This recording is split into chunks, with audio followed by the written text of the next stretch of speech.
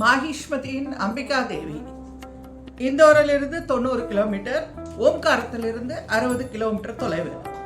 தேவியின் நாமம் அம்பிகா, பைரவர் அமிர்தாக்ஷர், ஸ்தலம் மாஹேஸ்வர், மத்திய பிரதேஷ். மாத்திருக்கா அக்ஷர பீடங்களில் ஷகார மாத்திருக்கை. அக்ஷர தேவியின் நாமம் அனுக்கிரியா தேவி. இடது கை பெருவிரல் அல்லது இடது கால் விரல் விழுந்த இடம்.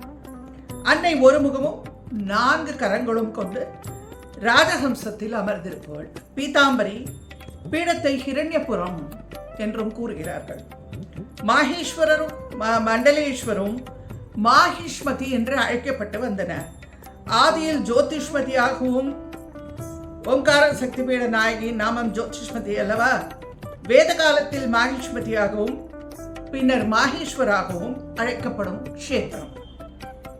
இதே பீடத்தை அம்பிகையின் இடது கால் அல்லது விரல்கள் விழுந்ததாக விராட்டம் என்ற பீடத்தில் அம்பிகா என்ற சக்தியை நாம் ராஜஸ்தானில் சந்தித்திருக்கிறோம், தரிசித்திருக்கிறோம். மீண்டும் அன்னை அம்பிகா அமிர்த பைரவருடன் இங்கே மாஹிஷ்மதியில். புராண சரித்திர காலங்களில் புகழ்பெற்றிருந்த இந்த மாஹிஷ்மதி நகரம் திரிபுரத்தை சிவபெருமான் எரித்த போது திரிபுரத்தில் ஒரு புறம் ஸ்ரீசைலத்திலும் இன்னொன்று அமர்கண்டக்கிலும் 3வது புறம் நர்மதை கரையிலும் தங்கி இறைவன் கருணையினால் மாஹிஷ்மதி ஆனது. கார்த்தவீர்யார்ஜுனன் ஆண்ட தேசம். 1000 கைகள் உடையவன் இந்த அரசன். தன் 1000 கைகளால் ஒரே நேரத்தில் பானங்களை விடக்கூடிய மகாவீரன். இந்த ராஜன் ராவணேஸ்வரனையே ஜெயித்தவன். இந்த மகாராஜா சத்திரிய துவேஷியான பரசுராமரால் கொல்லப்பட்டு உயிரிழந்தார். கார்த்த வீரியார்ஜுனோ நாம ராஜா பாஹோ சகசிரவதோ தஸ்ய ஸ்மரண மாத்திரேன ஹிருதயம் நஷ்டஞ்ச லப்யதே. இழந்ததை திருப்பி பெற இந்த மன்னனை நாம் துதிக்கிறோம்.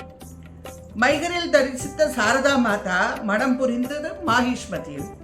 சரஸ்வதியின் அம்சமான சரஸ்வாணி என்னும் உபயபாரதி பிரம்மதேவனின் அம்சமான மண்டலமீஸ்வரை மனம் புரிந்து வாழ்ந்து வந்தது இந்த மாஹிஷ்மதியில். ஓம்காரத்தில் கோவிந்த பகவத் பாதரிடம் தீட்சை பெற்று சங்கரர் குமரில பட்டரை தரிசிக்க வரும்போது அவர் துஷாக்னி பிரவேசம் செய்தார். தம் சீடர் மண்டலமீஸ்வர் இல்லத்துக்கு சங்கரரை அனுப்பி வைத்தார். மண்டலமீஸ்வர் ஞான மார்க்கம், பக்தி மார்க்கம் அல்லது கர்ம மார்க்கத்தில் தீவிர நம்பிக்கை உடையவர். அவருடன் 21 நாட்கள் வாதிட்டு சங்கரர் அவரை வென்றார். சங்கரரின் 4 சீடர்களான தோடகர், ஹஸ்தாகமலர், சுரேஷர், பத்மபாதர் ஆகியோரில் மண்டலமீஸ்வரும் ஒருவர். இவர்தான் சுரேஸ்வரர். மகாபாரத காலத்திலும் இந்த நகரம் போற்றப்பட்டிருக்கிறது. ஹேஹேயா வம்சத்து மாஹிஷ்மன் என்ற அரசன் நர்மதி கரையில் மாஹிஷ்மதி நகரை தோற்றுவித்தான். இந்த தேசத்து ராஜா நிலன் என்பவன் குருக்ஷேத்திர யுத்தத்தில் பீஷ்மரால் ஒரு ரதியாக நியமிக்கப்பட்டு களம் இறங்கி குருக்ஷேத்திர யுத்தத்தில் பங்கேற்றிருக்கிறான். ஆதி காலத்தில் இந்த மாஹிஷ்மதி ஒரு முக்கியமான வர்த்தக நகரமாக சிறப்புற்றிருந்தது. புகழ்பெற்ற மாஹிஷ்மதி நகரம் இன்று மாஹேஸ்வர் எனப்படுகிறது. மண்டலேஸ்வரிலிருந்து 7 கிலோமீட்டர் தூரத்தில் மாஹேஸ்வர். ஆதி காலத்தில் 2 நகரமும் ஒன்றாக ஒரு பெரிய நகரமாக இருந்திருக்க வேண்டும். காலத்தால் இன்று சுருங்கி 2 சிறிய ஊர்களாக காட்சி தருகின்றன. நாங்கள் முதலில் சென்றது மண்டலேஸ்வர். அங்கே காலேஸ்வர், அகிலேஸ்வர் ஆகிய கோவில்களை தரிசித்தோம். எல்லா கோவில்களும் நர்மதை கரையிலே இருக்கின்றன. செழுமையான ஊர். ஓடுவது நர்மதை அல்லவா. இங்கிருந்து 7 கிலோமீட்டர் தூரத்தில் உள்ள நம் சக்தி பீட நாயகியின் தரிசனத்திற்காக மாஹேஸ்வருக்கு புறப்பட்டோம்.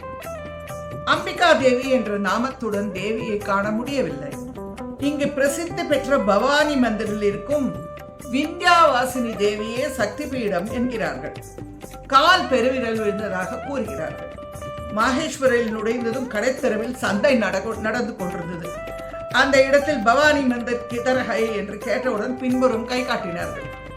இந்த ஊரில் பிரதான இடத்திலேயே அம்மை கோவில் இருக்கிறது. சிறிய சுத்தமான கோவில். பண்டிட்ஜி இல்லை. பூட்டிய கதவு வழியாக அம்பாளின் தரிசனம். அன்னை சாந்தமாக அமர்ந்திருக்கிறாள். நான் படம் எடுத்துக்கொண்டேன்.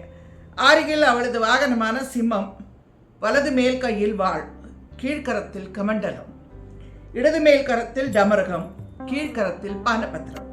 ஆக துர்காலட்சுமி சரஸ்வதி ஆகிய முத்தேவரையும் சேர்த்து தேவியரையும் சேர்த்து பார்த்தது போல ஒரு தோற்றம். அம்பிகையின் திருக்கோலம் நம் சமயபுரம் மாரியம்மனின் திருக்கோலத்தை நினைவுபடுத்துகிறது.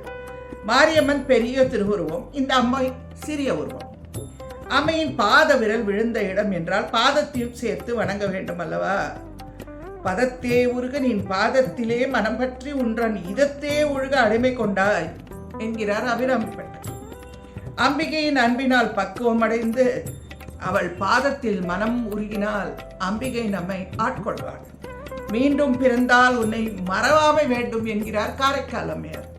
இறைவனிடம் க்ஷண நேரம் கூட மறவாமல் பக்தி செய்தால் நம்மை ஆட்கொள்வான் தானே.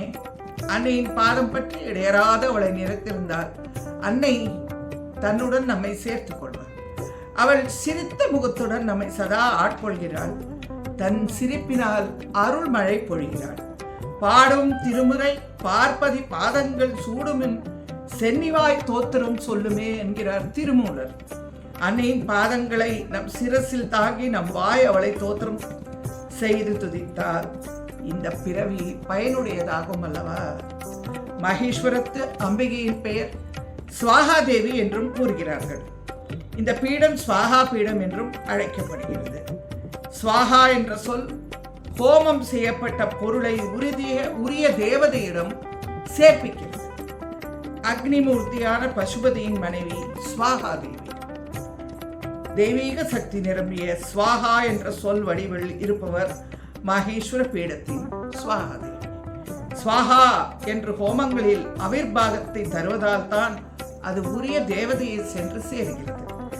அத்தகு ஸ்வாகா தேவியை நம்மால் காண முடியாவிட்டாலும் அம்பிகா தேவியான பவானி மாதவையே ஸ்வாகா தேவியாக எண்ணி